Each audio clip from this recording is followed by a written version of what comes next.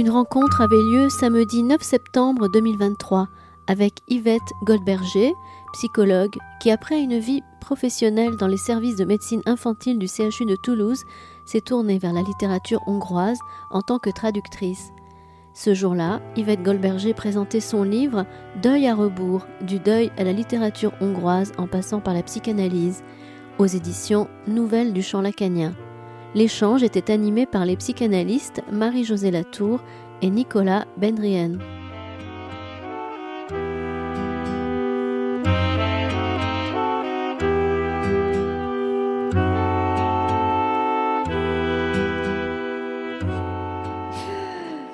Eh bien, merci beaucoup tout d'abord à chacun d'entre vous d'avoir bravé la température, les fans de rugby pour venir rejoindre nos chères ombres. C'est vraiment le jour qu'il faut pour être à ombre blanche et accueillir Yvette Goldberger, qui a souvent accueilli, elle, des auteurs hongrois notamment, et animé nombre de lectures. Alors elle est un peu émue, ce qui se comprend, puisqu'aujourd'hui on va parler de son livre « Deuil à rebours », du deuil à la littérature hongroise, en passant par la psychanalyse, qui a été édité, publié au mois de juin 2023 aux éditions Nouvelles du Champ lacanien. Je voudrais remercier donc toute l'équipe de la librairie, Christian Torel, Hélène Cardona et tous les gens évidemment qui travaillent ici et que nous connaissons depuis longtemps, on va dire. Alors, je voudrais également remercier Nicolas Bendrien, qui est psychanalyste à Paris, pour sa généreuse présence ici. Nicolas est membre associé des éditions Nouvelles du Champ lacanien, pour lesquelles il fait un travail remarquable et tout aussi généreux. Il est très près de chacun des auteurs et de chacun des livres que les auteurs y publient. Donc, c'est pas la première fois qu'il vient ici pour les éditions, mais c'est toujours un plaisir d'être avec lui. Donc, il sera l'interlocuteur privilégié d'Yvette Goldberger pour cet après-midi. Je voudrais aussi remercier Nathalie Vannereau, qui va lire avec son talent de comédienne. Elle en a d'autres, mais aujourd'hui, c'est celui-là qu'elle mettra à l'œuvre. Elle lira certains passages du livre d'Yvette Goldberger et un peu plus, d'autres livres peut-être. Et puis remercier aussi Timéa qui lira tout à l'heure, qui nous mettra le hongrois, la langue hongroise dans l'oreille. Voilà, alors, pour introduire plus précisément cette rencontre autour de ce livre, je voudrais dire que je connais son auteur, son autrice. Qu'est-ce que tu préfères, Yvette ? On est obligé de dire autrice. Bon, autrice. Depuis longtemps, très longtemps. On n'en dira pas plus.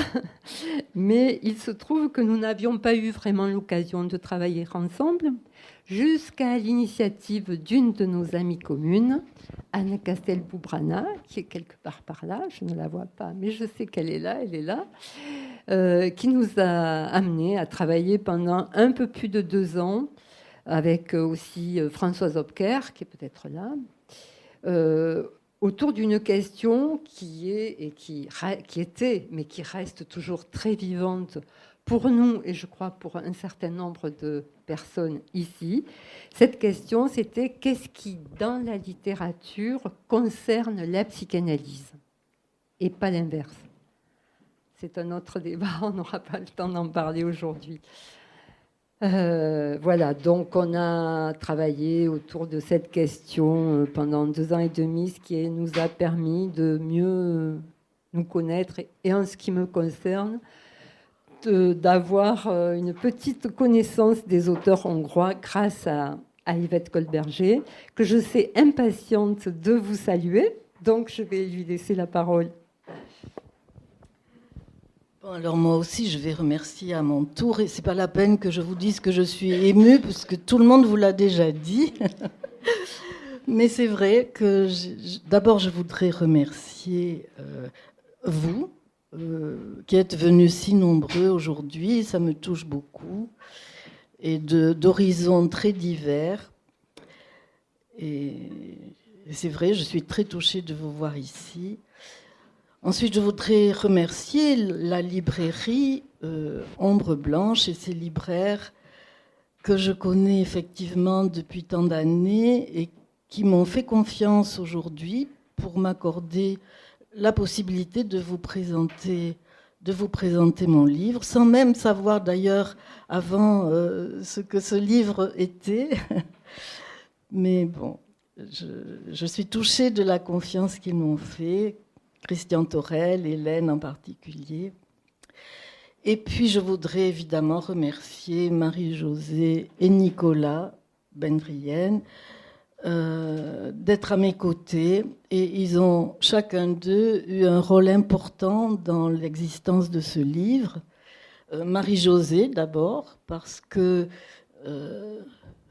elle a initié pour moi l'idée à laquelle j'ai eu du mal à adhérer au départ, d'écrire un livre.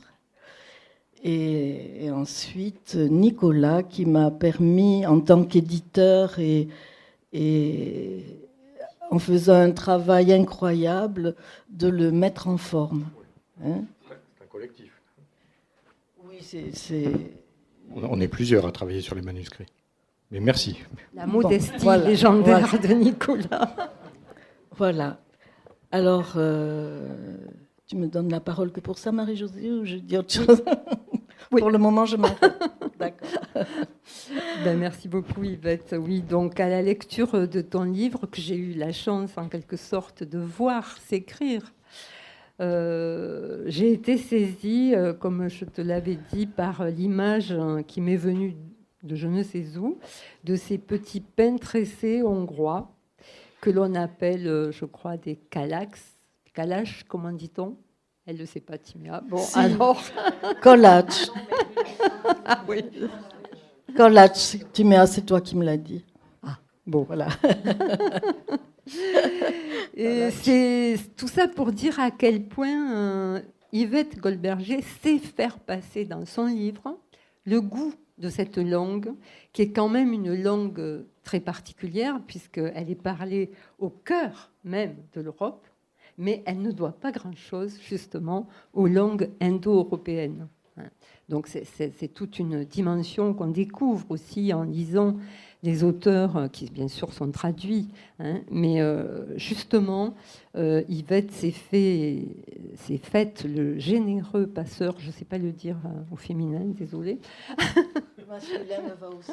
Bon, merci Yvette. Et donc, grâce à Timéa, j'aurais aimé qu'on fasse entendre tout de suite un petit passage, un petit peu de cette langue si belle et si particulière.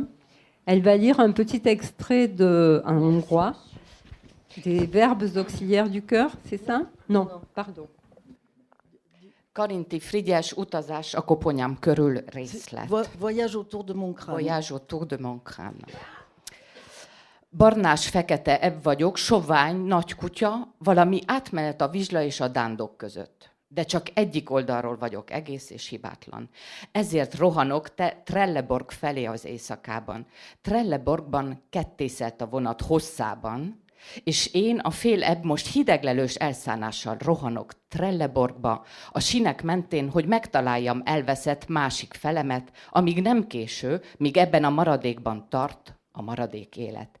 Hidegen, kétségbe esetten számolok. Pontosan tudom, hogy 9,5 óráig tartott az út vasúton idáig. Egy szágoldó kutya 15 óra alatt talán lefutja ugyanazt visszafelé. Persze tekintetbe kell venni, hogy csak 2 lábon futok, a bal melsőn és a bal hátsón.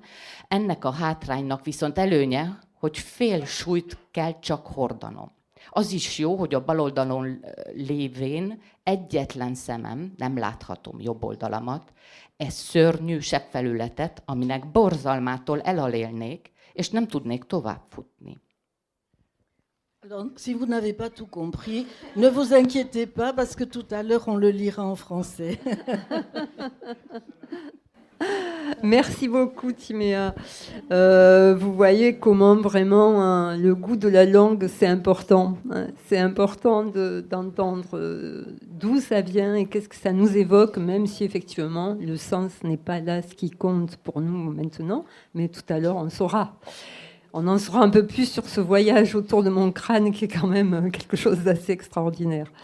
Donc, j'avais dit comment la tresse, il me semble, sied à cet ouvrage d'Yvette Goldberger, puisqu'elle écrit, elle noue au point de vie, comme elle le dit elle-même dans son ouvrage, plusieurs brins, le deuil et l'inconsolable, l'histoire d'une, la sienne, et l'histoire de tous, le deuil et l'inconsolable, je l'ai dit, la joie éthique et le miel mortel de la tristesse, la littérature et la psychanalyse, le hasard et le destin, la dimension tragique de l'existence et sa drôlerie.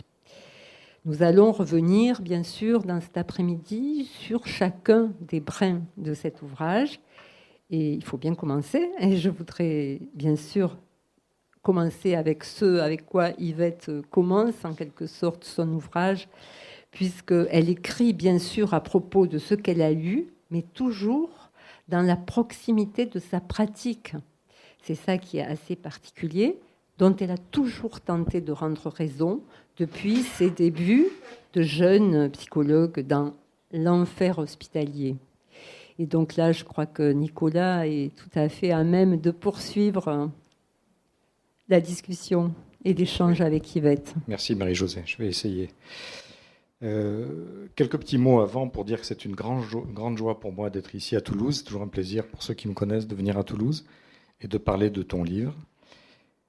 C'est un livre précieux par son contenu, bien sûr, nous allons le voir, et aussi parce qu'il est assez inclassable. Quand je disais à quelques proches que je venais à Toulouse présenter un livre qui parle d'oncologie pédiatrique, de deuil, de littérature hongroise et de la drôlerie en psychanalyse et en littérature, un certain étonnement a bien souvent accueilli mes paroles. Cet inclassable a trouvé sa place dans la collection hors collection de nos éditions nouvelles du Champ lacanien, aux côtés d'un polar psychanalytique dans les châteaux de la Loire, L'escalier de Vinci de Bruce Fink.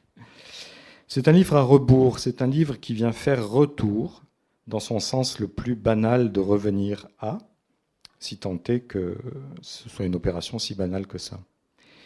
Mais c'est aussi un retour, si l'on détache un peu le du tour, un nouveau tour, un tour supplémentaire qui, comme on peut le vérifier dans une cure psychanalytique, introduit du nouveau. Alors je fais un tout petit retour personnel à mon tour. Moi, j'ai connu Yvette par la thématique même des textes qui introduisent son livre, son activité de psychologue clinicienne en oncopédiatrie. Yvette était venue faire une intervention très marquante pour moi dans le diplôme universitaire de soins palliatifs que je préparais en 1998, ici même à Toulouse. J'étais jeune psychologue, enfin débutant, disons, et je travaillais en oncologie à Claudius Regaud, qui était alors sur le site de la Grave, ainsi que dans le centre régional de soins palliatifs qui venait d'ouvrir à l'hôpital Joseph Ducoing. Et cette pratique de psychologue, orientée par la psychanalyse, auprès de patients gravement malades, ne cessait bien sûr de me poser des questions, de me déstabiliser, et l'intervention d'Yvette sur son travail auprès des enfants malades, dans ce DU, a longtemps résonné en moi. Vous pourrez en lire l'esprit et la lettre dans les premiers textes qui sont rassemblés dans son livre, notamment les extraits de « Il sait, il ne sait pas »,« Quand les parents guérissent-ils de la maladie de leur enfant ?», « L'enfant et son cancer ». Et vous y lirez aussi la finesse avec laquelle Yvette aborde cette clinique, sans la niaiserie et les bons sentiments dont elle est trop souvent pavée, le récit de cette clinique, mais avec sérieux, humilité et solidité. Alors à ce propos, chère Yvette, une question pour commencer nos échanges. Tu t'es, comme moi sans doute, heurté aux sourcils levés de nos collègues psy quand on décrivait le contexte dans lequel nous travaillions. Du style, qu'est-ce qu'ils sont venus faire dans cette galère ? Et j'avais même oublié l'enfer hospitalier, c'est vous dire, que Marie-Josée rappelle. Et ton livre, en réunissant, comme tu l'écris si joliment, je te cite, les points invisibles qui avaient confectionné mes vies, va cerner aussi la question de la présence d'un psychologue dans ce lieu hospitalier. Car tu dis ne pas t'expliquer toi-même ton étrange proximité, ce sont tes mots, avec ces enfants dans la souffrance, avant que d'entreprendre l'écriture de ce livre. Étrange proximité, n'est-ce pas déjà une émergence de ce savoir insu qui va guider toute ta recherche dans ce livre ? Être proche de ce qui nous est quand même et malgré tout étranger, n'est-ce pas le sort que nous fait l'inconscient, même après une analyse ? Que peux-tu nous dire aujourd'hui de cette étrange proximité qui a été la tienne avec ces enfants et ce monde si particulier qu'est un service hospitalier qui se voue à pas tout guérir ? Cette étrange proximité avec un service qui n'est pas non plus sans cette étrange proximité avec l'incurable. Qu'est-ce que tu nous en dis aujourd'hui après coup ? Alors, je vais répondre bien sûr à ta question. J'espère Et bien. merci pour cette présentation à tous les deux. Peut-être que je devrais d'abord dire comment j'en suis venue à republier ces articles. C'est-à-dire que quand Marie-Josée, elle vous a rappelé le travail qu'on a fait ensemble et qui m'a profondément marquée. Et mon sujet de travail à moi, c'était à partir d'une phrase que j'avais relevée dans une conférence de presse de Lacan, se vouer suffisamment à la drôlerie. J'y reviendrai, on y reviendra très certainement, mais à partir de ce travail, donc, voilà. La question s'est posée pour moi de publier ces textes que j'avais écrits sur les écrivains hongrois et qui avaient déjà été publiés dans l'enjeu lacanien dont Michel Bousséroux s'occupait et je lui suis très reconnaissante de les avoir publiés. Mais je me suis dit, c'est pas possible que je fasse quelque chose sur les écrivains hongrois alors que j'avais précieusement gardé toute ma vie, qui était longue déjà, toute ma vie, j'avais gardé les articles que j'avais écrits et qui avaient été publiés pour la plupart sur justement les enfants malades, sur les enfants menacés par la mort. Et je tenais foncièrement à ces articles. Et je me suis dit, si je fais quelque chose avec les écrivains hongrois, j'y ajoute les autres articles. Seulement, effectivement, je me suis vraiment demandé comment j'allais faire. Et c'est là que je rejoins la question que tu me poses, Nicolas, parce que le livre, il a consisté... Je ne savais pas ce que j'allais écrire, et c'est en écrivant que les choses se sont déroulées et que je crois avoir trouvé un lien entre ces domaines extrêmement différents, apparemment, pour moi. Mais tu me demandais exactement autour de qu'est-ce que je proximité, pouvais parler de l'étrange proximité. Avec ses enfants. Oui. Et effectivement, cette proximité, je l'ai vécue. Alors, les articles que j'ai écrits, ce sont plus des témoignages, il me semble. Ce sont des articles où je porte la parole de ces enfants ou de ces parents que j'essaye d'expliquer ou de comprendre, pas d'interpréter, mais c'est pour ça que je dis c'est plus pour moi de l'ordre, une forme de témoignage. Oui, enfin, tu fais plus, tu poses quand même la question du savoir, de ce qu'on peut savoir d'une telle maladie, ce qu'on peut savoir de la mort, ne pas en savoir, ne pas vouloir... Bon. Ce sont des questions. Des questions et je porte... Bien étayées. Et j'amène pour les soutenir les paroles des enfants et des parents que j'ai entendues. Mais cette proximité, elle m'est venue de plein fouet au moment où je travaillais, pendant mon expérience. Et elle me mettait dans un embarras profond, parce que j'étais émotionnellement souvent tellement proche que que je ne savais plus que faire de cette émotion et que ça m'empêchait parfois d'être suffisamment éloignée tout en étant proche, parce qu'il faut quand même une certaine distance pour pouvoir entendre certaines choses. Et moi, il me semblait que cette distance, je ne l'avais pas toujours. Alors peut-être qu'il y a d'autres raisons que celles que je développe dans mon livre. Hein. Je ne suis pas non plus dupe de ce que j'en dis, c'est-à-dire la question du deuil. Il y a sans doute d'autres raisons. Mais oui. Ce que tu ne m'as, ou ce que j'avais pas entendu, mais ce que tu ne m'avais jamais dit, c'est qu'au fond, ces textes allaient pour toi avec ceux sur les écrivains hongrois d'emblée, alors que tu n'avais pas élaboré tout le fil qui allait les relier. Absolument. Pour toi, c'était le même bloc, le même livre. En tout cas. C'est-à-dire, je ne voulais pas les séparer. Enfin, j'avais l'occasion. Je me suis dit, si j'écris un livre, j'y mets tout ce que j'ai. tout ce que j'ai, tout ce que je suis, oui, tout ce que j'ai et à quoi je tiens. Et il doit y avoir un lien. Et je me disais, il doit y avoir un lien pour que je le sente aussi fort. Et c'est en écrivant. C'est ça. Et c'est en écrivant que les choses se sont tressées, comme oui, tu dis. Et c'est le titre. Et c'est le titre, voilà. Mais je ne le savais pas au départ. Oui. Tiens. Non.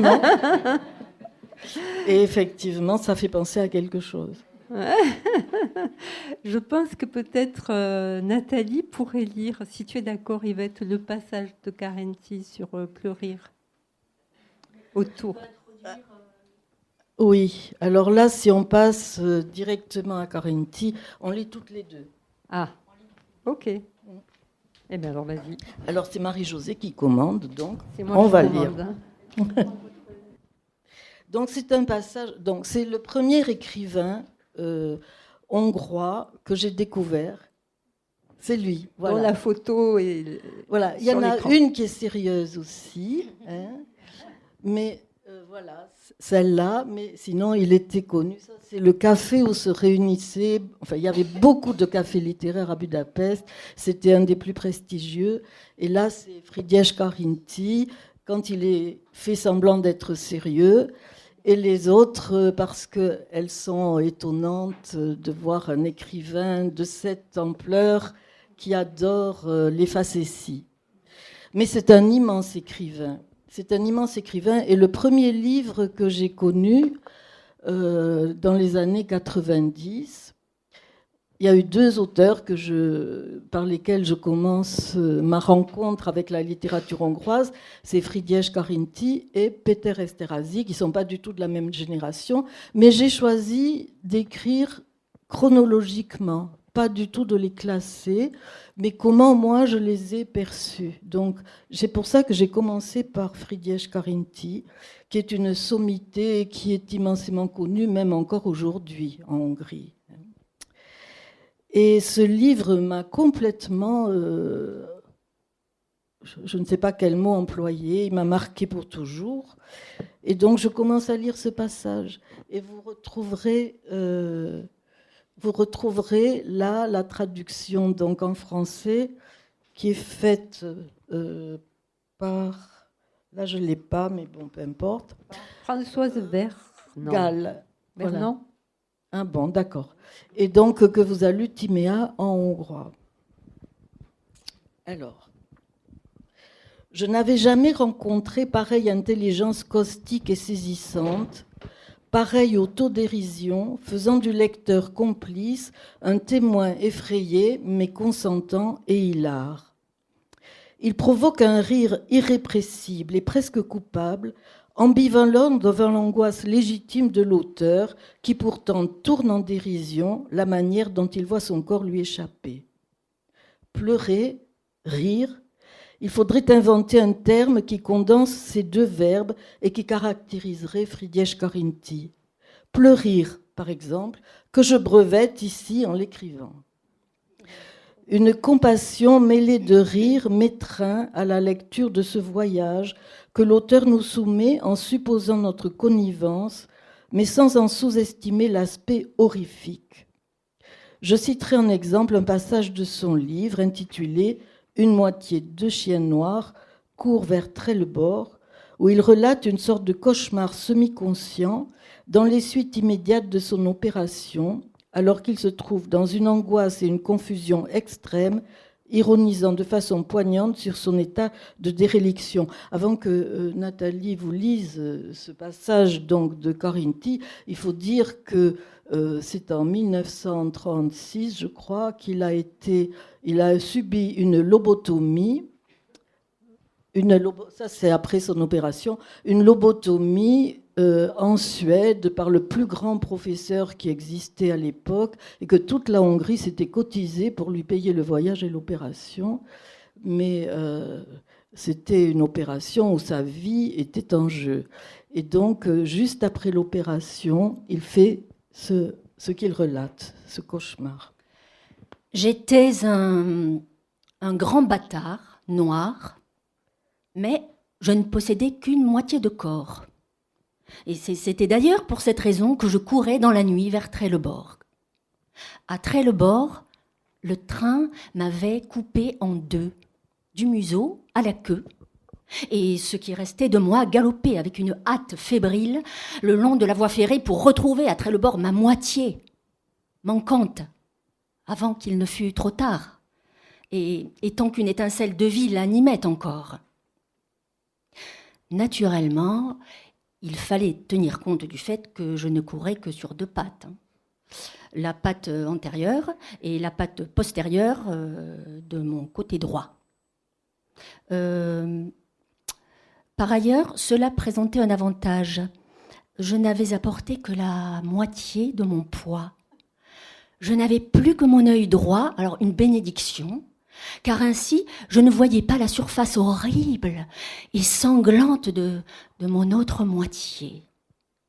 Cela aurait risqué de me faire évanouir et donc de m'arrêter dans ma course.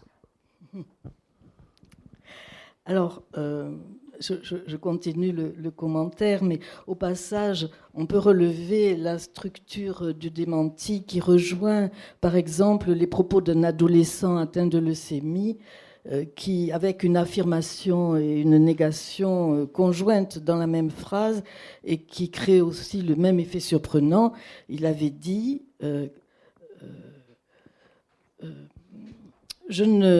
alors, je ne l'ai pas noté là, mais la phrase, c'était « Je ne veux pas savoir quelle maladie j'ai, parce que si je le savais, je me jetterais par la fenêtre. » Et donc, c'est la même structure de phrase. Comment ne pas penser, en présence de cette moitié de chien, au conte traditionnel « Moitié de poulet », sur lequel Lacan a appris à lire, comme le rappelle pertinemment Marie-Josée Latour dans un article qu'elle a écrit. Le rapprochement entre le cauchemar post-opératoire de la moitié de chien et la représentation imaginaire enfantine, coupée en deux par leur profil de la même manière, est stupéfiant. Lacan explique que dans ce texte, qui aurait pu s'appeler « Histoire d'une moitié de sujet », l'image de la moitié de poulet était le profil du bon côté. On ne voyait pas l'autre, la coupée, celle où elle était probablement la vérité. Qu'est-ce que cela veut dire, continue Lacan? C'est que la vérité est cachée, mais elle n'est peut-être qu'absente. Cette vérité que ne veut pas voir Friedrich Carinti, son cauchemar la lui laisse entrevoir. C'est la surface horrible et sanglante de son autre moitié, mi-vue, mi-dite, qui s'évanouira avec son réveil, sa fièvre étant tombée, sa moitié manquante rendue obsolète, abandonnée sur un petit banc de sable. Vérité envolée. Et malade apaisée, un confort bienvenu s'étant substitué avantageusement à la cruauté de l'angoisse, l'horreur de la vision devenue sans objet, refermant cette voie d'accès vers une vérité insupportable à regarder. Merci à toutes les deux. Bon, on va poursuivre. Alors, Yvette, donc, tu es née dans une famille immigrée de Hongrie qui a payé un lourd tribut au crime nazi. Et c'est dans la littérature hongroise que tu as, me semble-t-il, trouvé l'abri nécessaire pour donner forme à ce qui n'avait pas réussi à trouver place finalement dans les associations et que tu as traqué dans une cure psychanalytique. Tu nous donnes donc un rare et précieux témoignage, hein, comme Nicolas l'a dit tout à l'heure, de ce que peut être que soutenir un enjeu psychanalytique bien après que la rencontre avec le psychanalyste se soit arrêtée. Et je pense que Nicolas a des choses à dire là. Oui, merci. J'aimerais bien qu'on parle un peu de justement ce que j'avais noté, qui était ce que peut une psychanalyse et ce qu'elle ne peut pas. Ce qu'on arrive à lire dans ton texte. C'est un livre très précieux, je le disais au début, parce que par petites touches disséminées dans le texte, on peut lire quelque chose de ton parcours analytique, et donc de ce que peut une psychanalyse, et ce qu'elle ne peut pas, c'est rare dans notre champ. D'ailleurs, ton sous-titre annonce la couleur, en passant par la psychanalyse. Et on sait l'importance de ce signifiant passant dans la psychanalyse lacanienne. Loin de ne faire que passer, tu touches à des problèmes cruciaux pour la psychanalyse. Alors d'abord, j'ai été frappé par le retour de ce signifiant résistance, résistante, dans ton texte, signifiant lié à l'hôpital et au père aussi. On le retrouve aussi quand tu évoques ta cure analytique. La résistance que tu rencontres en toi quand les associations s'arrêtent après le récit d'un rêve ou d'un cauchemar récurrent, page 33 par exemple. Tu écris alors « La résistance, ma résistance ». Résistance aussi dès les premières années de vie, dans l'épreuve de la guerre, dans l'épreuve des bombes et de la vie cachée, dans le Tarn. Et on lira ceci dans le chapitre « Racines endeuillées », qui est le 3e chapitre, qui est magnifique. On lira ça pour faire connaissance avec la petite fille que tu as été, pauvre Vévé, comme tu l'écris. Résistance aussi à l'hôpital, notamment sur les prescriptions faites aux psychologues. Alors Yvette, toi qui as apporté plusieurs noms, on les lit tous dans ce livre, tous tes noms.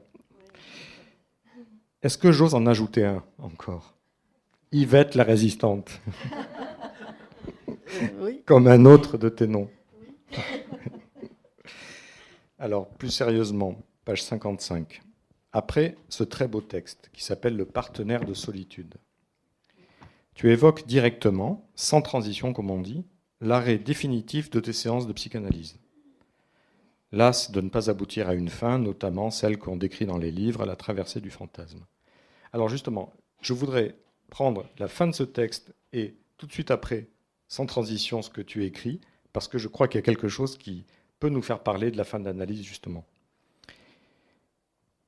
La fin du partenaire de solitude, c'est ça. Que l'autre soit manquant ou inconsistant comme à la fin de l'analyse, le sujet sait désormais qu'il est seul. On peut même dire que sa solitude est redoublée. Non seulement il est laissé en plan par l'autre, mais cet objet qui lui reste, et dont il est désormais seul responsable, le prive radicalement de toute autre compagnie. Fin du texte. Alors bien sûr, sans doute que pour finir, là c'est moi qui dis ça, et d'autant plus pour occuper pour un autre la place de l'analyste, il y faut un pas supplémentaire, où même l'objet ne reste plus au sujet, ou qu'il en entrevoit le vide derrière le tenant-lieu, que le sujet au fond se trouve partenaire de rien. Donc toi tout de suite après, tu poursuis dans ton livre et tu en tires en quelque sorte une conduite de ça. Je me sommets de me débrouiller désormais par moi-même, sans plus d'espoir que ce que l'on peut attendre de l'âge, de l'expérience et de l'orientation qu'on veut donner à sa vie. Rien que ça. Ne s'agit-il pas quand même, dans ces deux lignes, d'une fin d'analyse, Yvette, et pas uniquement sur le mode de l'abandon ou du renoncement ? S'orienter sans plus d'espoir, c'est quand même pas si courant, non ? Qu'est-ce que tu en dis aujourd'hui ? Pareil.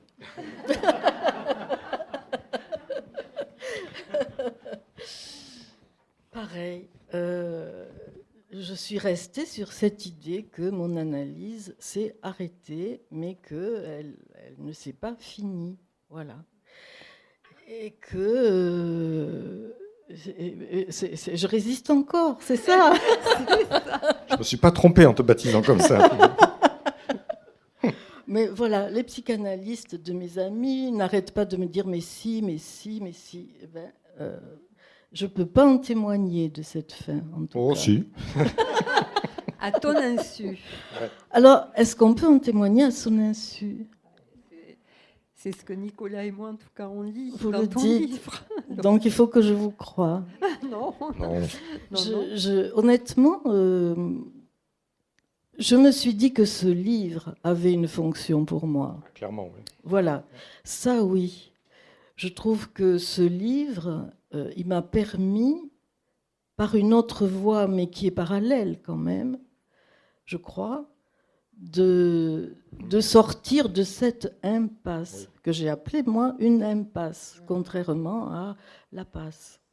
Et que je trouve aussi que ça serait bien que dans les écoles de psychanalyse, on témoigne pas seulement de la passe, mais aussi de l'impasse.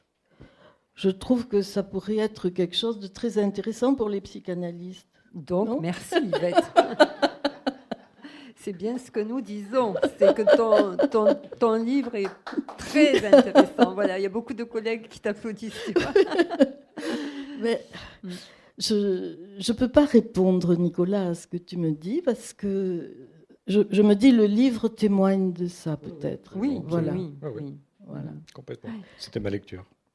Mais en tout cas, j'éprouve un apaisement d'avoir écrit ce livre, un véritable apaisement, et je me dis que peut-être ça aurait pu être ça, que je n'avais pas éprouvé jusque-là quand même.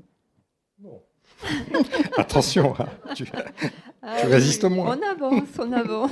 Bon, mais je vais prendre rendez-vous. Bon, moi je pensais qu'on pourrait peut-être lire le passage autour de Sándor Márai sur la bonne question. Page 148, 149. Oui.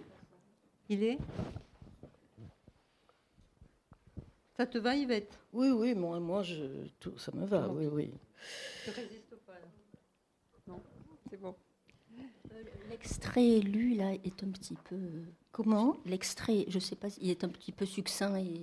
Ah oui? Ben, c'est-à-dire, il y a ce qui précède et ce qui suit. Oui, ben vas-y, oui.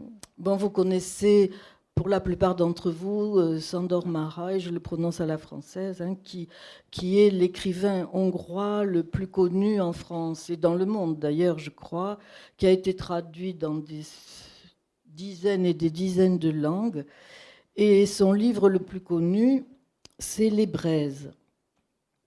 Et moi, dans l'article que j'avais écrit sur Sándor Márai, qui s'appelle « Au-delà des femmes et du monde », je vais vous lire le passage qu'on avait choisi. Les romans à notre disposition en français de Sándor Márai sont construits autour du thème du secret refoulé, enfoui au plus profond de l'être humain et dont nous savons intimement qu'un éclat gît en nous-mêmes. Cette quête, qui ne cesse pas de s'écrire tout au long de son œuvre, illustre chez lui la nécessaire exploration des mystères du psychisme et fait écho avec la façon dont nous traitons chacun notre inconscient. Ce qui se joue intensément chez Márai, c'est la lutte impitoyable pour affronter, traquer cette part d'inavouable, d'indicible, qui donne matière à ces romans et à leur progression dramatique. Ils sont construits comme une énigme à déchiffrer, la recherche de la vérité supposée, aussi insaisissable qu'effrayante. Alors, déjà dans Les Confessions d'un bourgeois, paru en Hongrie en 1934, il entrevoit l'existence de ce secret. Quel était donc ce secret que je m'efforçais de préserver avec une telle anxiété et d'explorer avec non moins de curiosité? Je venais de comprendre que la partie visible d'un être humain ne saurait l'épuiser entièrement. Tout cela n'est que le reflet d'une chose inaltérable, tapis au fond de chaque être et dissimulé derrière cette voile. Cette découverte me remplit d'une frayeur émue. Alors, le paragraphe suivant s'intitule « Formuler la bonne question ». Et je reprends. Ainsi, dans Les Braises, publié en Hongrie en 1942, le but réel n'est pas d'obtenir la réponse convoitée, l'aveu de la vérité, mais d'aboutir à la bonne question par une suite logique d'énonciations qui, à elles seules, maintiennent le suspense. Que veut réellement savoir Henrique ? Dans le texte français, ils ont mis des prénoms français, ça ne me plaît pas du tout, alors je les ai mis hongrois là. Donc c'est Henrique, le vieux général, qui après 41 ans d'un confinement résolu, c'était en plein confinement, reçoit la visite de Conrad, son ami d'enfance, dont il a pressenti qu'il avait passionnément aimé sa propre épouse. Parvenir à formuler la bonne question est un enjeu éthique pour le sujet. Il s'agit de rester en droite ligne avec ce qui cause son désir, avec l'origine de son énigme. Au fur et à mesure que l'on avance dans le roman, des détails qui paraissaient insignifiants deviennent énigmatiques et se transforment en indices jusqu'à l'apothéose finale du rien. Le soulagement d'être allé jusqu'au bout sans s'abaisser à la vanité d'une réponse nécessairement triviale. La vérité, elle, est à poursuivre infatigablement, mais sans qu'il soit possible de l'énoncer. Alors, passe ou impasse ? Passe ou impasse, du coup ? Pour Maroy ? Pour toi. Bon, on va poursuivre parce que je vois que l'heure tourne. Il faut qu'à 19h, nous ayons clos. Donc, on va poursuivre. Bon, on va peut-être, avant d'en revenir à la question de la littérature, sur le deuil. Sur le deuil, qui est quand même le premier mot du titre. Le premier mot du titre. C'est une question très importante dans le livre d'Yvette. Absolument. Tout ton livre, Yvette, est traversé par le deuil. Tu écris à plusieurs endroits dans ce texte ce qui a pu déclencher l'écriture de ton histoire. Il y a bien sûr l'écrit de ton père, que tu trouves après sa mort, et la page de garde de ses écrits où il utilise tellement justement le mot médiéval « ardé » pour approcher l'horreur de la destruction commise par les flammes nazies. Pas de fin à ce deuil impossible, écris-tu page 70. Et je ne peux, encore une fois, qu'encourager les lecteurs à lire ces pages émouvantes et justes du chapitre « Racines endeuillées », qui permettent d'approcher ce qui ne cesse pas de ne pas s'écrire, comme Marie-Josée l'avait elle-même écrit dans son ouvrage autour de l'œuvre de Philippe Forest, et que l'on tente malgré tout d'écrire. Alors une question m'est venue sur un lien qu'on pourrait faire entre le deuil et l'écriture. Ce livre, ton livre, est-il causé par le deuil ou est-il le produit de ce deuil ?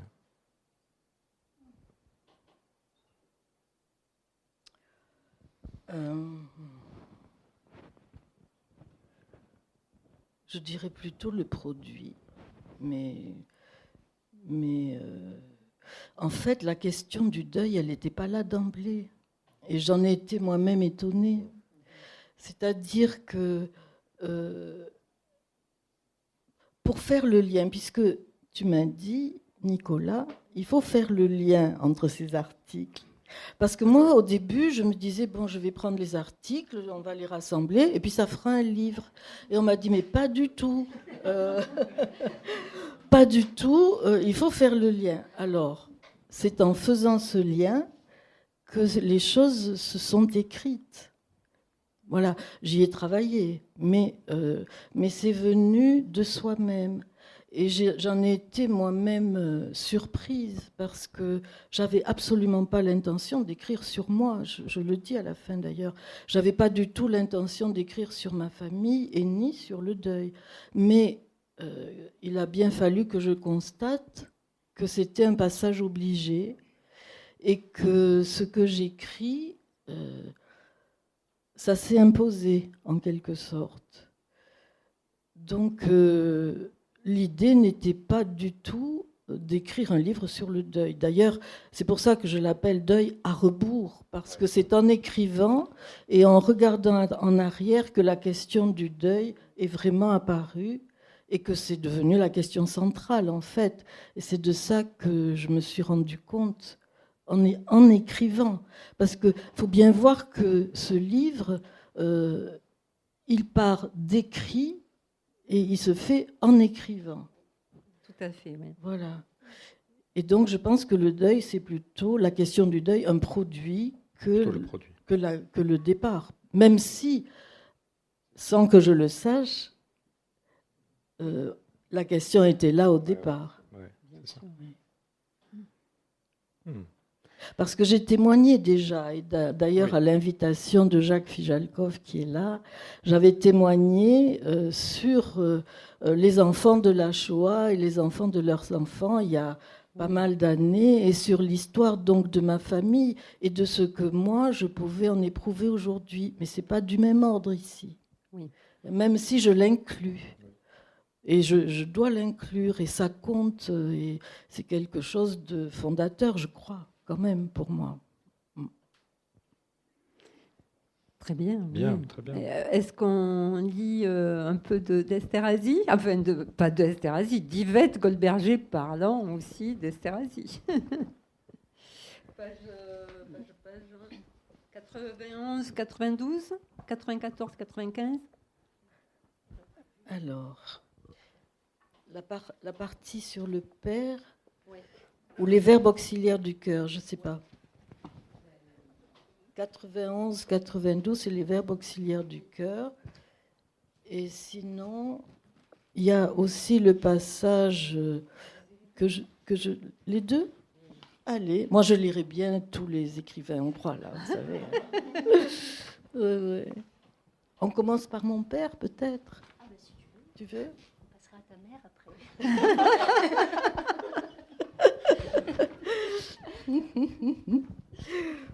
C'est page 94, oui. Et puis après... C'est toi qui démarre. C'est moi qui démarre, alors.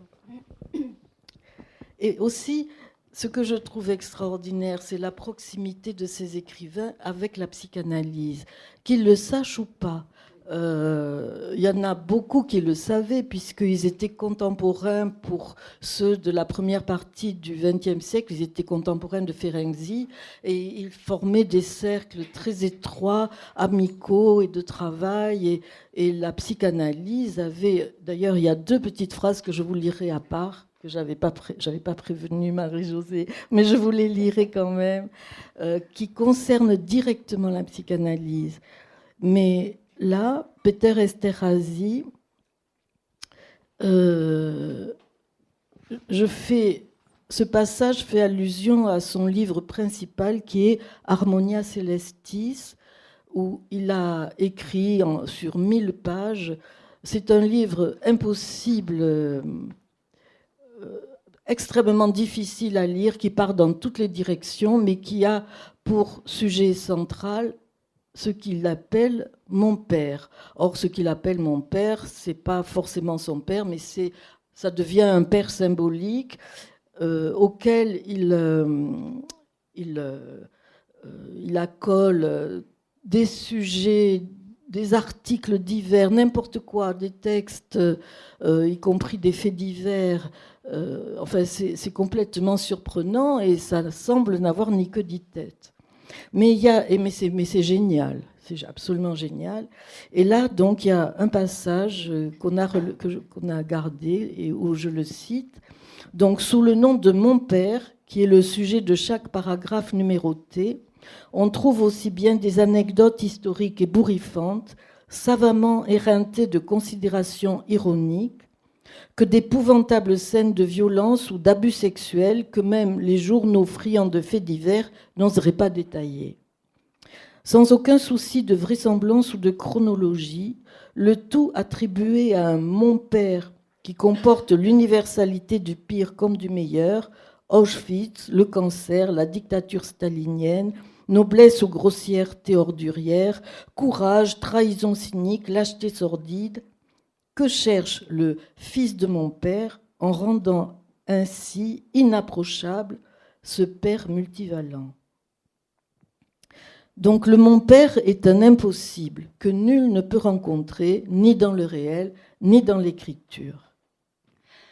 Lorsque soudain il ne fut plus nulle part, ni dans son pantalon, ni à table, ni au théâtre, ni en entracte, ni au match, ni au bistrot, ni à la bibliothèque, ni à l'église, ni à la caserne, ni à la chambre des députés, ni dans aucune construction humaine de type bureau ou cage en verre, et qu'il n'eut plus ni manteau, ni chemise, ni veste, bref, lorsqu'il fut nu et nulle part, et que l'occasion de discuter avec lui s'offrit donc enfin, il était devenu méconnaissable. Il y a encore un petit bout. C'est pas papa. Alors à quoi bon? Et puis, de quoi d'ailleurs? Et qui? Donc ce volume imposant qui énumère les noms de ses pères tout au long de suites illogiques et tourbillonnantes confirme dans le même temps l'impuissance des mots, martelés en répétition, qui, à la lettre, ne cessent pas de ne pas s'écrire, puisque c'est la définition de l'impossible. Les mots, et là je cite encore Esterhazy, les mots font marche arrière. Mon père, en tant que mon père, sort du champ de l'action des mots, il est insaisissable.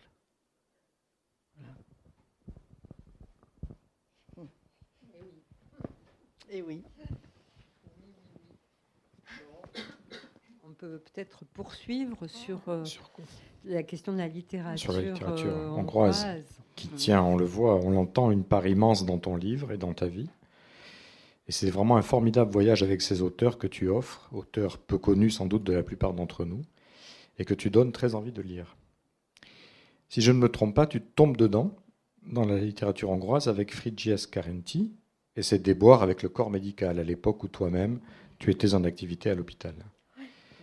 De cette rencontre avec cet auteur, tu forges ce très beau néologisme, pleurir, qui sonne avec l'amourir de ta jeune patiente suicidaire qui aime à mourir. On ne sait par où t'interroger sur cette littérature que tu connais très bien. Tu y trouves, il me semble en tout cas, plusieurs correspondances avec des éléments manifestes et d'autres plus latents de ta vie.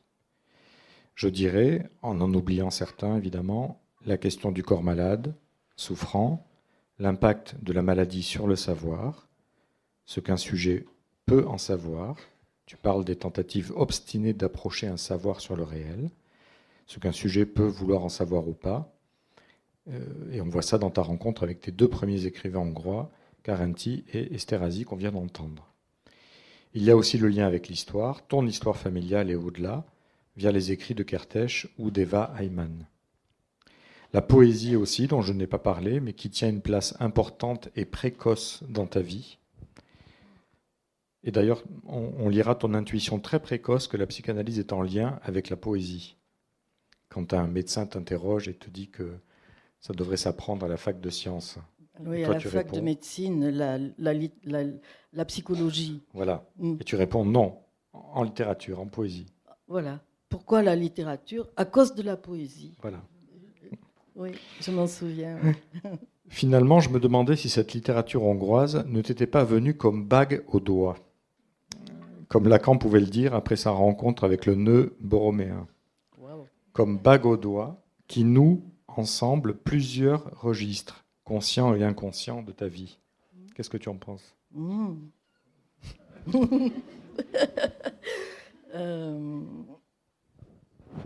Alors, je ne sais pas, bague au doigt, ça m'enchaîne en quelque sorte, d'une certaine façon. Mais c'est je ne suis pas marié, moi. Mais c'est sûr que ça noue plusieurs registres et que, en fait, ces registres, ils se nouent dans le livre parce que, effectivement, c'est après coup que j'ai réalisé, et c'est ce qu'on m'a dit, et ce que tu dis aussi, Marie-Josée, que ça se tresse, c'est-à-dire que les différents éléments,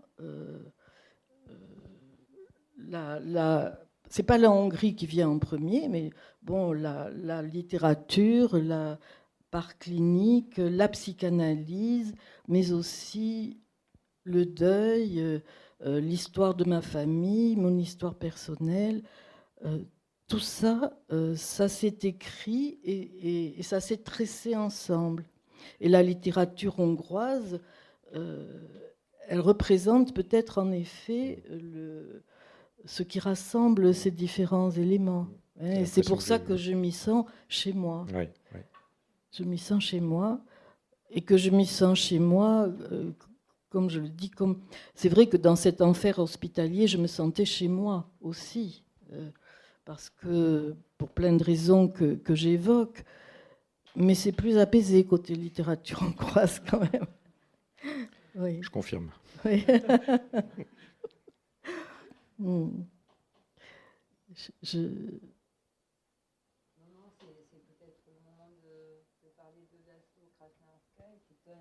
Je suis pas sûr qu'il marche. Mais par contre, je continue quand même. Je crois que ce dont je me suis rendu compte en cherchant le lien entre ma part, mon expérience clinique et les écrivains hongrois, c'est justement comment les paroles des uns et les écrits des autres cherchent à approcher le réel. Voilà. Et ça m'a tout d'un coup, ça a été un éclair parce que je n'avais pas réalisé ça. Et effectivement, ce qui me retenait chez ces enfants, c'était vraiment comment ils essayaient, comment leurs paroles traduisaient quelque chose qui leur échappait d'ailleurs, qui leur échappait. Et les écrivains, eux, ils le disent, en tout cas ceux que je cite, évidemment, je n'ai pas parlé de tous les écrivains hongrois que j'ai lus, mais ceux que j'ai retenus, en tout cas, ils cherchent aussi à atteindre quelque chose du réel, et évidemment, enfin, à s'en approcher le plus possible, puisque c'est absolument inatteignable. Et Krasna-Horka, il le dit clairement aussi. Oui. C'est un des plus grands auteurs hongrois contemporains que tu as eu l'honneur d'interviewer ici, je crois. Voilà, j'étais là. Non, voilà. Là, c'était Daniel Hubert qui faisait l'interprète.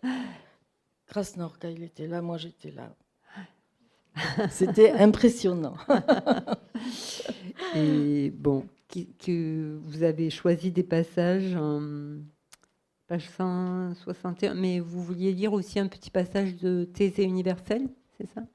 Non. Mais ça va ensemble. Ça va ensemble. Puisque c'est sur la question de la tristesse, qui a fasciné tellement Nathalie que... Voilà. Ouais. Tu voulais pas dire un petit texte avant ? Non. Tu veux que j'attaque avec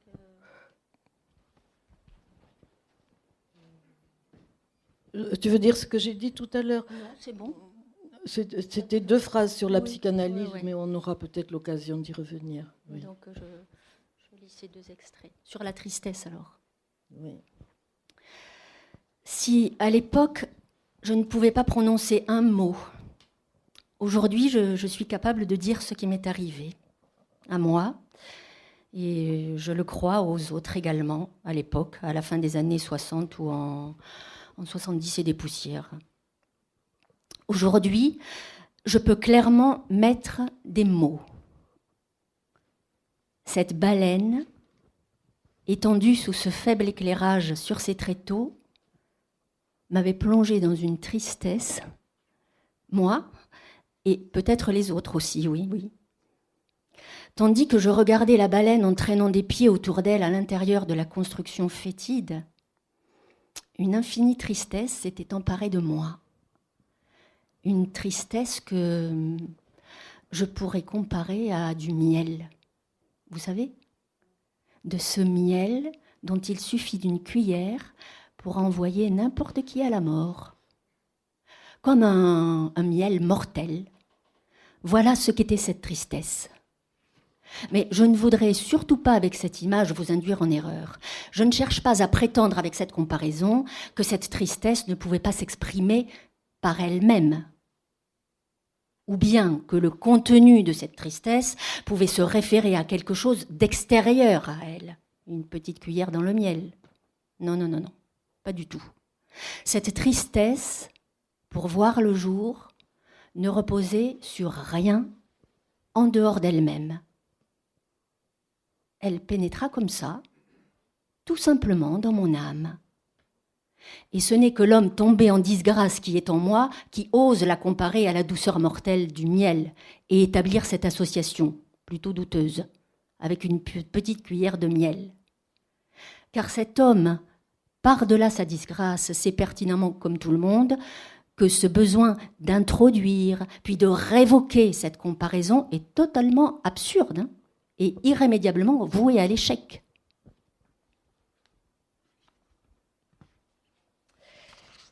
De fait, que pourrais-je dire de plus ? La tristesse dont je parle a jailli de 3 sources avant de frapper la vie qu'elle a détruite et qu'elle détruit encore aujourd'hui. La première et la plus intarissable d'entre elles est l'apitoiement sur soi-même. Non celui qui, selon la compagnie comptine hongroise, sent très mauvais. Non, non. Mais celui qui nous vient sans raison particulière. Personne ne nous a fait de mal, tout va bien, on est assis tranquillement, là, sur un banc, seul, dans un jardin public, désert, après la pluie, ou bien dans une jolie chambre à l'étranger, au petit matin, ou au crépuscule. Et cet apitoiement sur nous-mêmes vous prend au moment le plus inattendu et il vous ronge. On ne peut plus l'arrêter. Car à partir de cet instant, vous réalisez, mais sans comprendre, que vous êtes face au vide. Alors, la deuxième source de tristesse émane du passage en mode mineur en musique.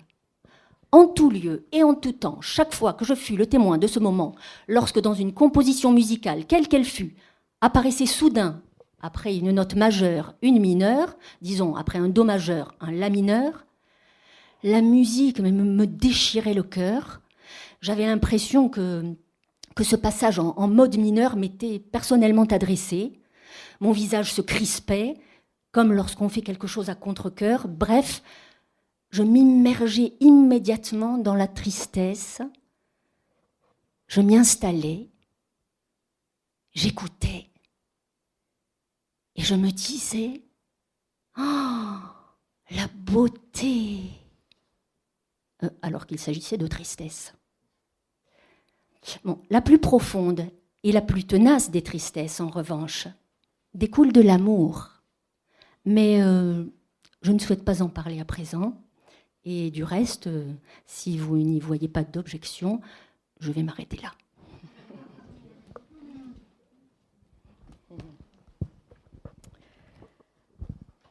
Alors, je crois que je ne vais pas lire tout ce que j'ai écrit là par rapport à ce commentaire sur la tristesse, mais parce que ce qui m'a frappé dans ce passage, en particulier sur la tristesse, je me suis dit, mais dans ce que j'ai lu de la psychanalyse, la tristesse, elle s'oppose au savoir. La tristesse, je me souviens d'avoir entendu une fois Colette Solaire dire « la tristesse, c'est une faute morale ». Oui, Lacan, elle le répétait. Moi, je n'ai pas entendu Lacan, mais... et je me disais, mais quand même, on a le droit d'être triste quand même. On a le droit d'être triste. Et en revenant... alors peut-être que vous allez nous éclairer, mais en revenant sur ce texte et en retravaillant les affects lacaniens, j'ai compris quelque chose qui est que il y a la tristesse et il y a la jouissance de la tristesse.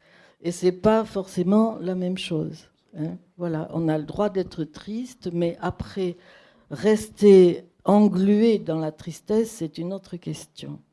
Et là, donc, lorsque Krasnahorkai écrit, il est en moi un désir insatiable d'observer l'axe du monde, mais ce dernier est immédiatement et entièrement occulté par la brume dévorante de cette tristesse. N'est-ce pas l'aveu d'un empêchement d'accéder à la lumière, à celle qui émane du savoir supposé de l'autre ?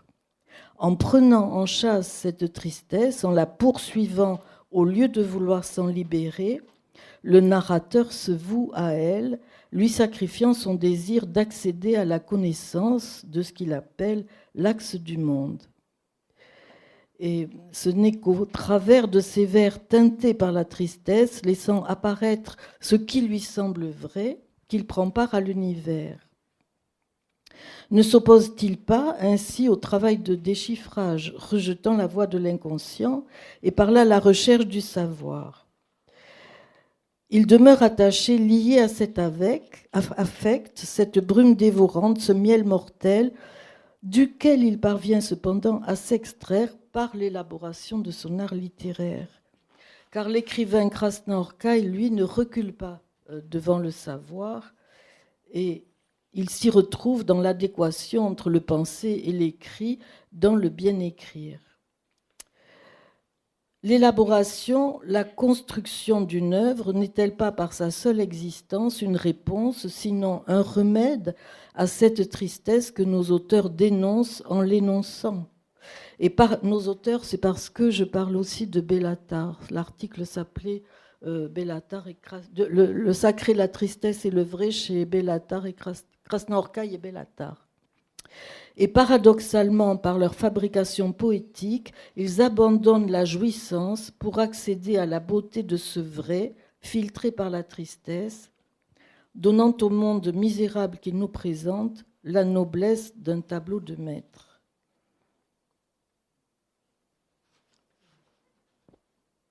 J'ai fait des coupes. Tu as abordé un peu cette question entre tristesse et jouissance de la tristesse au début, quand tu parles de Mallarmé.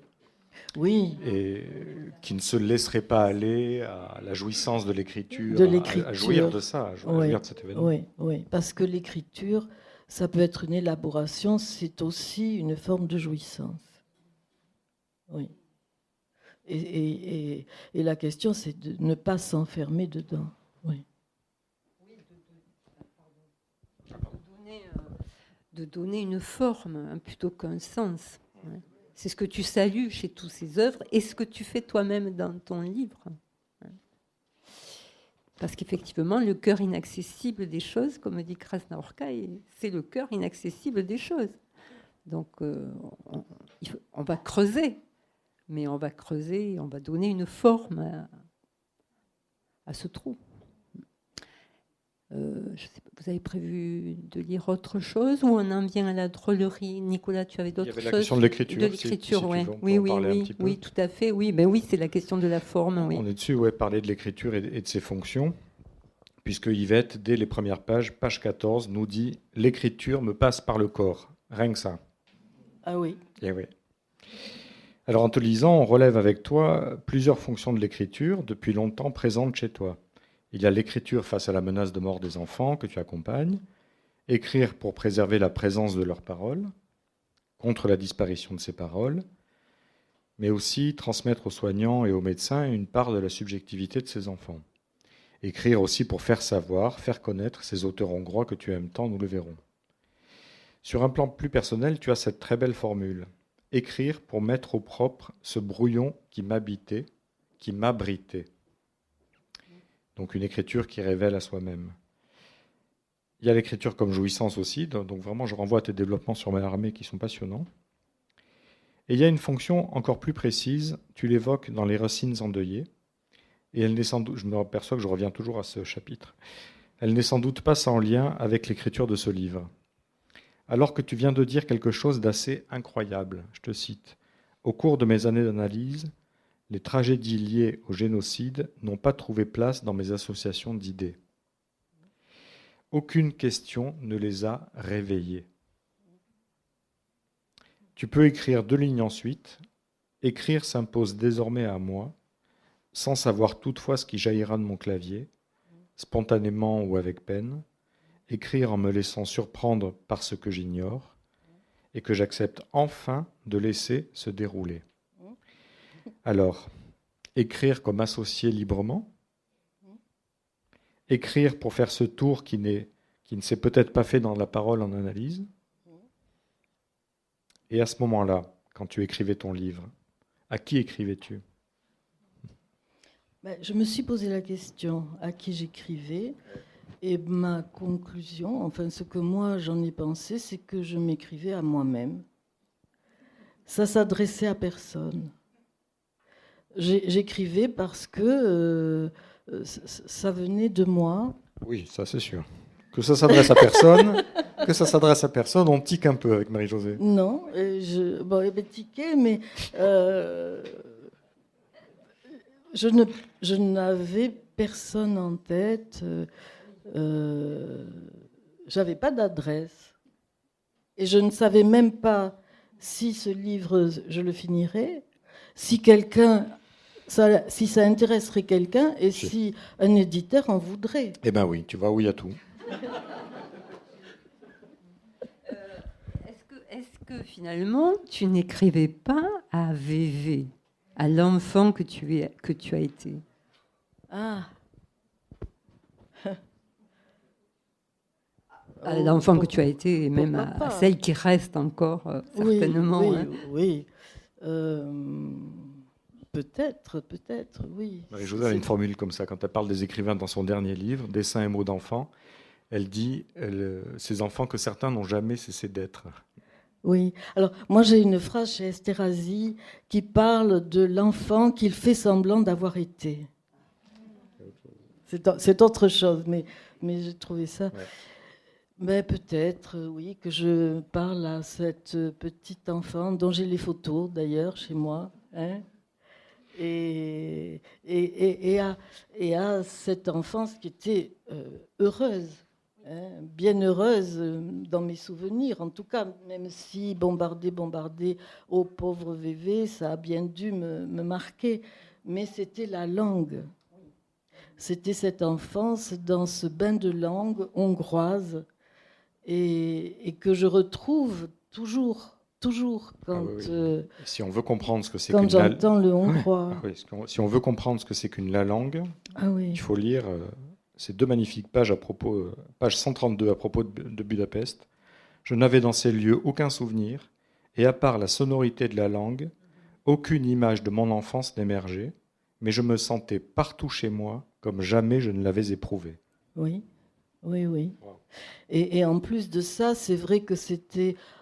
Je suis allée très souvent à Budapest. J'y suis allée à un moment où je venais d'avoir une maladie grave et où j'attendais une opération, enfin bon, quelque chose de grave. Et je n'étais pas angoissée, ce qui est incroyable. Je veux dire, n'importe où ailleurs, je crois que j'aurais été malade d'angoisse, et là non. C'était comme un berceau. Alors, est-ce que j'écrivais à cet enfant-là, peut-être ? Ça, je veux bien. Bon. Merci, Beth. Peut-être que si on lit un peu les quelques pages où tu parles d'Adam Bodor, on peut faire la transition après avec la drôlerie. Hein ? D'accord ? Prévu. C'était oui. Alors on en parle avant. Oui, peut-être que c'est. Enfin, je le lis avant qu'on en parle. D'accord. Oui.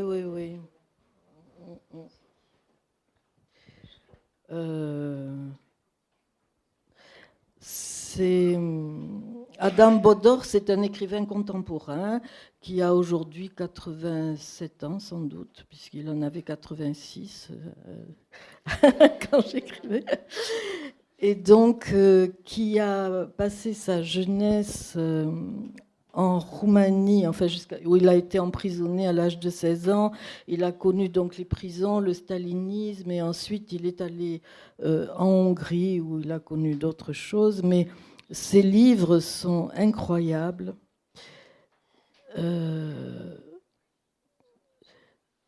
Ils sont... Bon, je vais vous lire ce passage.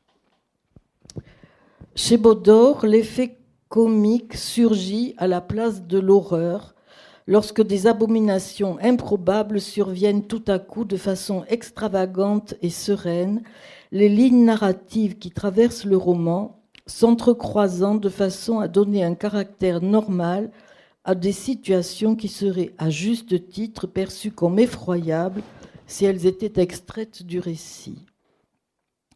Si on prend de la distance, c'est une bande dessinée grotesque mais tracée d'un fin trait de plume qui pourrait illustrer ce conte horrifique. Ça, je parle là d'un livre qui s'appelle Les oiseaux de Verovina, qui est le dernier qui a été traduit de lui.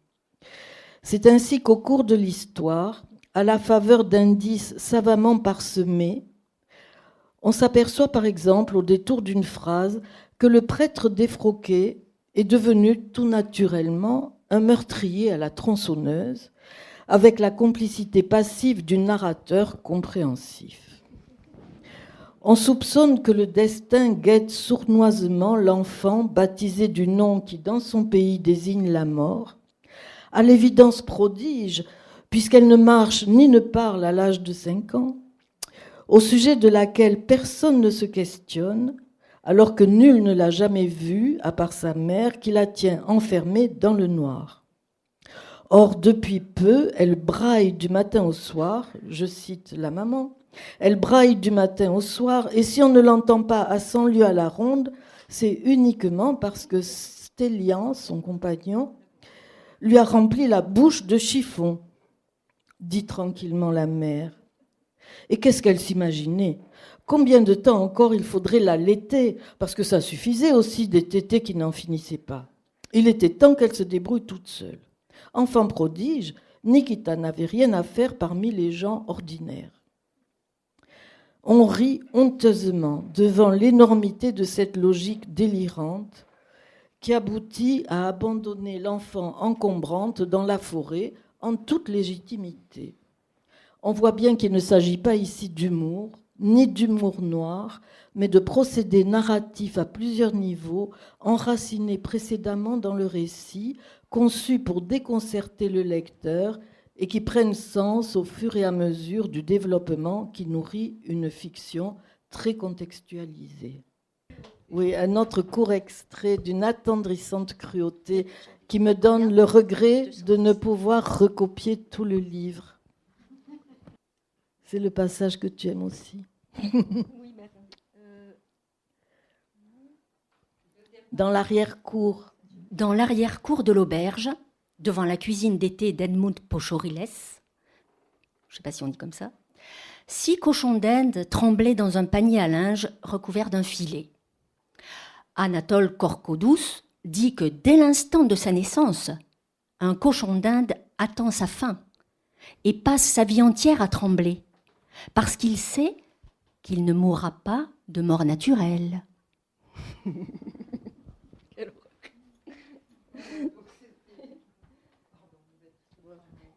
Le micro, c'était ce passage que je trouvais pertinent pour en arriver peut-être, avant de passer la parole à qui voudra la prendre, cette attendrissante cruauté nous amène à la drôlerie que tu as évoquée au début et dont Nicolas va parler. Oui, sur une dernière question, puisque last but not least, ton livre se termine avec une étude très sérieuse sur la drôlerie. C'est aussi ça qui le rend précieux. Je renvoie les lecteurs à ces dernières pages, denses et érudites, sur cette question de la drôlerie en psychanalyse et en littérature. Tu écris que bon nombre d'auteurs hongrois produisent cet effet de dérision ou d'ironie, parfois comique, parfois éprouvant, toujours déstabilisant, on l'a entendu, en s'appuyant sur des niveaux de discours implicites qui s'opposent les uns aux autres.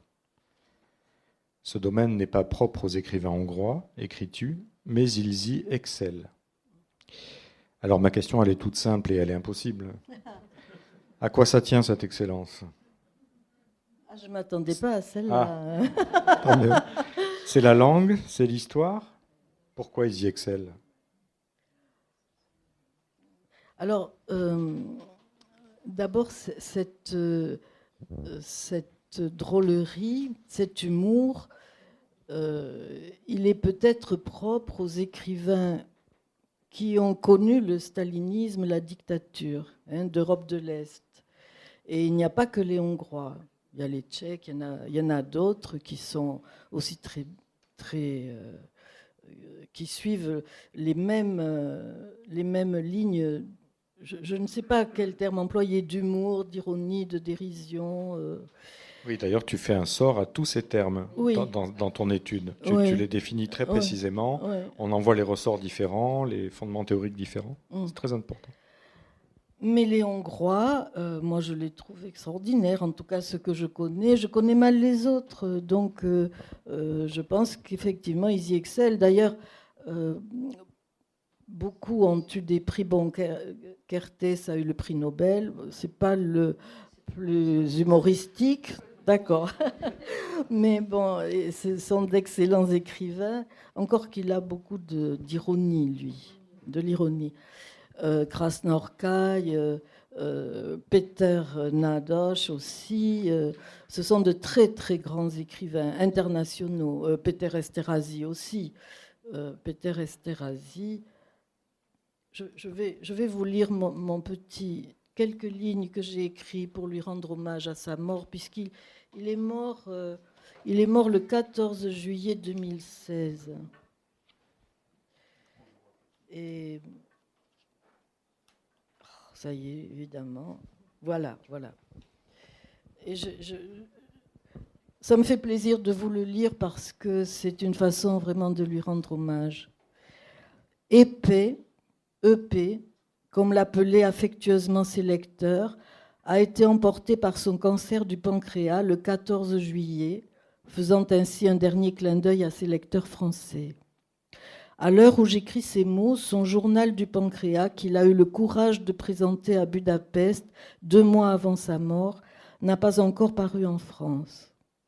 Ce sera l'adieu ultime de cet immense écrivain, inventif, fougueux, d'une fantaisie incontrôlable, follement intelligent et irrespectueux, d'une liberté sans limite, hormis celle, la dernière, infranchissable, devant laquelle il a dû s'incliner. Bon, ça c'était pour lui. Mais excuse-moi Nicolas, j'ai oublié ta question à laquelle je ne m'attendais pas, parce que je m'attendais à toute autre chose. Eh bien, si tu répondais à celle que je ne t'ai pas posée, et que tu as l'air d'attendre. Ben, elle est trop compliquée, j'ai trop peur qu'on me la pose alors.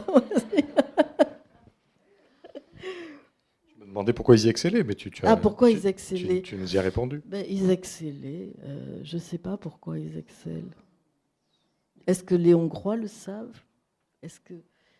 Pourquoi ils excellent dans ce registre, mais aussi dans l'écriture? Il y a d'autres Hongrois dans la salle, peut-être qu'ils ont une idée là-dessus.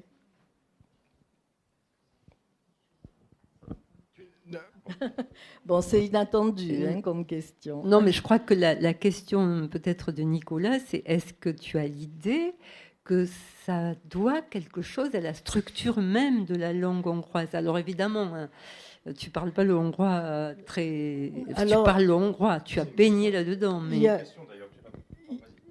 Il y a Péter Nádas qui écrit quelque chose là-dessus dans la préface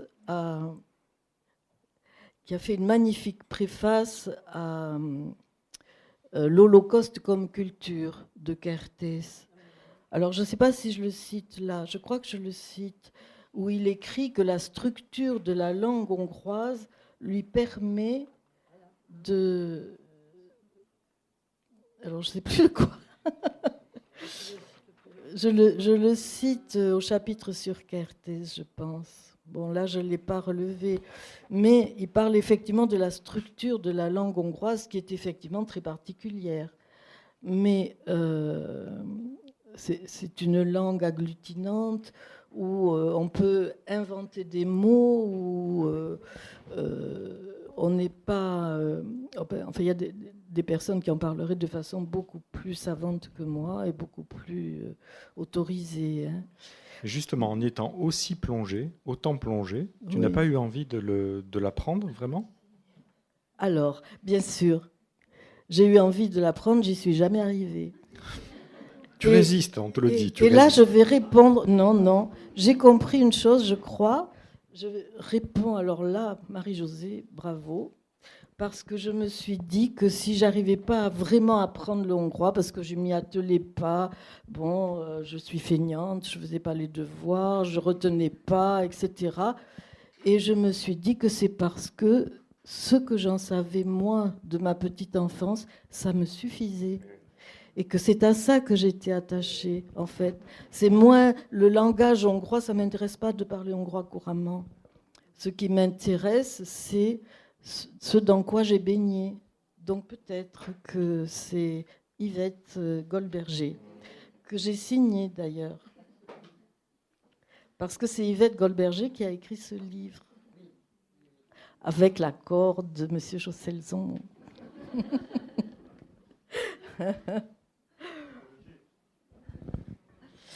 Est-ce que vous voulez, avant qu'on passe la parole à la salle, dire quelques autour de Saint-Cuti, j'arrive jamais à le dire. Saint-Cuti, qui est quand même un auteur assez fou, qui a inspiré beaucoup Jacques Roubaud et Pierre Sange, qui est un jeune auteur, plus jeune que nous en tout cas, contemporain. C'est Pierre Sange qui m'a poussé à lire Saint-Cuti, parce que Marie-Josée, justement, le présentait au Théâtre Garonne il y a quelques années, et il a dit c'est un grand écrivain hongrois qui m'a ouvert des perspectives. Alors moi, je frétillais, je me disais duquel va-t-il nous parler? Voilà, je les connaissais tous. Et il dit Miklos Saint-Cuti. Alors là, je suis restée sidérée, parce que Miklos Saint-Cuti, dont les livres existent, que j'avais ouvert et vite refermé, parce que je pensais que c'était un écrivain impossible, bigot, complètement fermé sur le Moyen-Âge, la Renaissance, les références historiques, mortellement ennuyeux. Et donc, j'étais horriblement vexée, et je me suis précipitée pour acheter Miklos Saint-Cuti. Et je peux en lire un petit passage? Oui, qui a laissé un journal de plus de 100 000 pages. Voilà, des tonnes de romans qui étaient restés enfermés chez lui pendant, je ne sais plus si c'est 20 ou 40 ans, mais enfin, c'est de l'ordre de... Et tu as sa photo? Voilà, on l'appelait l'ogre de Budapest. Et là, il est civilisé. Et il adorait se déguiser en évêque. Et alors, voilà, Saint-Cuti, je vais vous en lire juste un petit passage. Voilà. Lequel des deux? Ou 195, oui. Saint-Cuti, qui était pour moi le plus récent de la liste, me paraissait aussi un des plus excessifs dans le registre de l'humour et de la drôlerie, compassé chez lui par les emblèmes du sacré tournés en dérision. Et là, je le cite. Des sculpteurs maniéristes, idolâtres, obsédés sacrosexuels, tenaient à mouler son masque mortuaire alors que François était encore en vie. Alors c'était la vie des saints, la vie de... Alors ça devait... Enfin, ça devait être un saint, François. Le jeu lui plaisait bien. Ses pailles enfoncées dans sa bouche et dans ses narines soulevaient la question mi-scolastique, mi-talmudique. De combien de pailles à siroter le gin-fizz a besoin le Saint-Esprit de la Sainte Trinité pour pénétrer, ou plutôt désormais pour quitter, l'âme humaine? Les sorcières, exorcistes et autres diablotins de la planète prennent la forme du grotesque, indispensable accès à l'intelligence. l'autre face de son Janus, le grotesque dont nous savons qu'il est le voile de l'horreur. Bon, je m'arrête là. Eh ben, c'est une bonne conclusion provisoire. On va d'abord te remercier très chaleureusement et remercier Nicolas. Et puis, bon, après, qui veut prendre la parole pour... Je voulais savoir, Esterhazy qui adorait son père, jusqu'à ce que lui soit révélé que son père était un nazi. Non, c'était Quoi? pas un nazi. C'était quoi? Ah non, il avait été agent de la... Mais c'était un traître. De la police. Un indicateur obligé. C'était un Oui, pourri. mais pas du tout Parce un que nazi. jusqu'à ce qu'il révèle tout après. Mais c'est dans les 1000 pages sur son père qu'il en parle ou c'est plus tard? Non, c'est juste après, quand il a eu fini... Je croyais que c'était un ancien nazi. Non, Non, pas du tout. C'était un collaborateur. Non, on peut même pas dire quoi? ça. C'était un indicateur de la police, comme il y en avait tellement à l'époque, qui obligeait sous la torture... D'accord. Qui obligeait sous la torture certaines personnes à trahir, à prendre des notes, à écrire, voilà. Et Péter Esterhazy, c'est le drame de sa vie, parce que quand il a eu fini d'écrire Harmonia Celestis à la gloire de son père, en allant chercher les dossiers, sur lui-même d'ailleurs, puisque les dossiers étaient ouverts à ce moment-là, on pouvait les retirer. On lui donne par erreur celui de son père, et c'est là qu'il apprend que son père, et il a là-dessus écrit revu et corrigé. Voilà. En disant, il vaut mieux que ce soit moi qui l'écrive, plutôt qu'on l'apprenne d'une autre façon, mais ça a été un drame terrible dans sa vie. Oui. Oui, c'était l'époque stalinienne. C'est bien après le nazisme. Oui. Pour vous dire, expliquer à quel point c'était répandu qu'il y a quelques années, le dirigeant d'un parti d'extrême droite a découvert ses origines juives. Donc, c'est pour vous dire à quel point c'était partout et à tous les niveaux, au bureau, au kolkhoz, en art, au théâtre, c'était partout.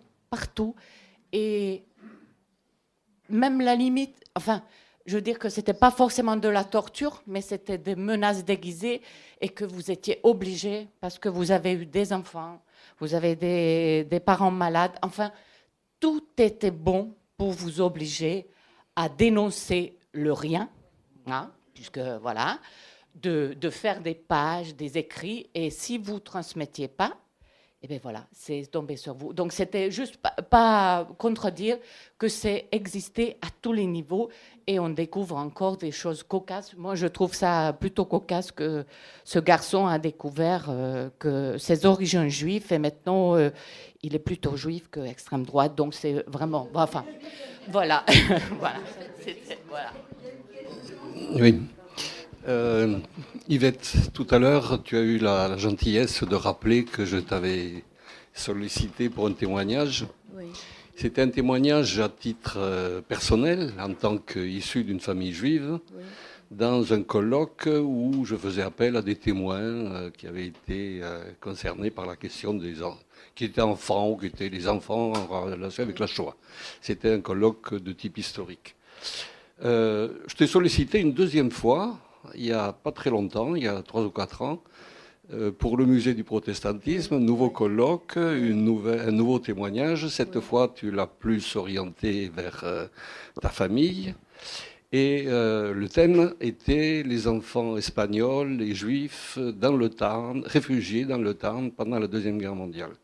Et puis tout récemment, il y a une poignée de mois, je t'ai sollicité pour un ouvrage en cours de travail actuellement, en tant que témoin à nouveau, et chaque fois, tu t'es très aimablement exécuté, le mot est méchant, mais enfin bon, tu m'as répondu très aimablement, tu as témoigné, et tu m'as donné toute satisfaction, j'ai eu les réponses aux questions que j'attendais. Mais ce soir, je n'ai rien entendu de tout ça. Voilà, c'est ma question. Oui. Alors, il y a beaucoup qui est écrit dans le livre quand même, hein. Je dirais que on m'a pas questionné tellement là-dessus. Il y a eu effectivement des remarques, mais c'est dans le livre. Nicolas a parlé des racines endeuillées. Plusieurs fois, oui, il y a tout un chapitre là-dessus détaillé. Je n'ai pas voulu, effectivement,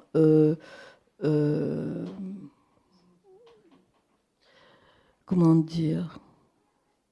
Je dis que c'est quelque chose qui est fondateur, qui est très important. Je le raconte en détail dans le livre.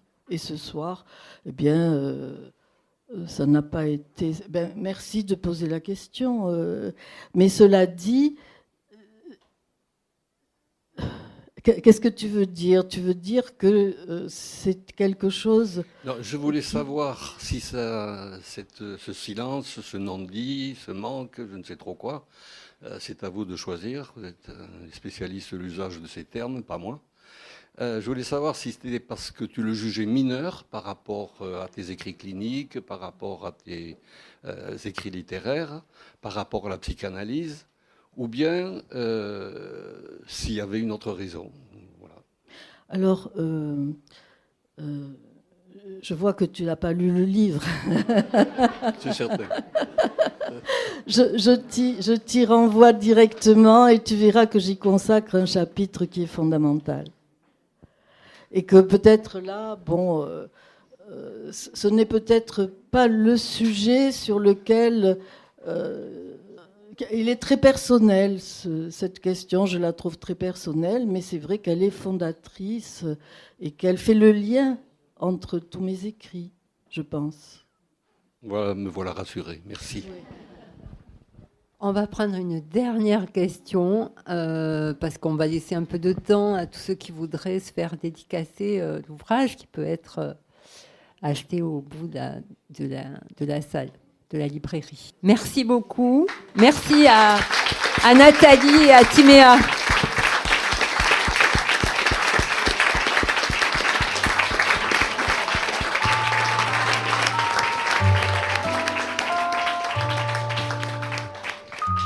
Le livre de Yvette Goldberger, Deuil à rebours, du deuil à la littérature hongroise en passant par la psychanalyse, est publié aux éditions Nouvelles du Champ Lacanien. Vous venez d'écouter une rencontre enregistrée samedi 9 septembre 2023 à la librairie Ombre Blanche, réalisée et mise en onde par Radio Radio en collaboration avec Radio Radio Plus et Radio Terre.